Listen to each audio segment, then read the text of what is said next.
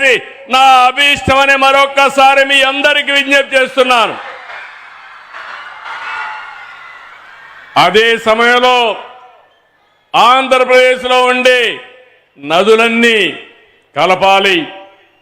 తెలంగాణలో గోదావరి నీళ్లు కూడా వాడుకోవాల్సిన అవసరం ఉంటే వాడుకోవాలి. తెలుగు రాష్ట్రాల మధ్య విద్వేషాలు కాదు, సమైక్యత అవసరం.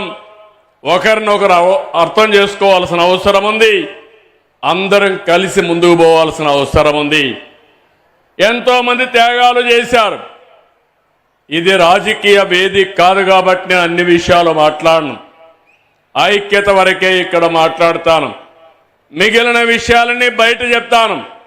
కానీ నా జీవితాశయం ఒకటి, నీటి విషయంలో కానీ సహకారంలో కానీ తెలుగు వారందరూ కలిసి ఉండాలి.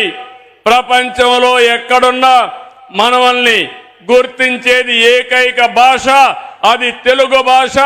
ఆ భాష ముందుకు పోవాలంటే, తెలుగు జాతి ప్రపంచంలో నెంబర్ 1 కావాలంటే మనకు కూడా ఐకమత్యం అవసరం అని చెప్పి మరొక్కసారి తెలియజేస్తున్నా.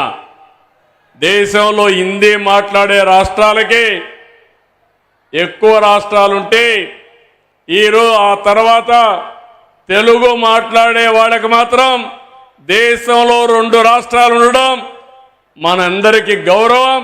ఈ గౌరవాన్ని నెక్స్ట్ లెవెల్కి తీసుకుపోవాలంటే, ఒకప్పుడు ఇజ్రాయెలీస్ జూయిష్ ఎవరైతే ఉన్నారో వాళ్ళ జనాభా 1 కోటి కూడా లేదు. కానీ ప్రపంచం అంతా కూడా ఆర్థికంగా ముందుకు పోయి అమెరికాకు పోయినా ఏ దేశానికి పోయినా శక్తివంతమైన జాతిగా జూయిష్ ఉన్నారు.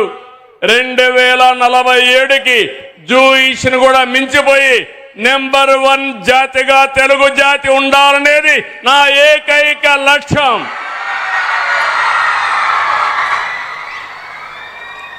అందులో ఈరోజు ఇక్కడుండే మన మిత్రులందరూ ఇక్కడ ఉన్నారు. వారందరినీ అభినందిస్తున్నా.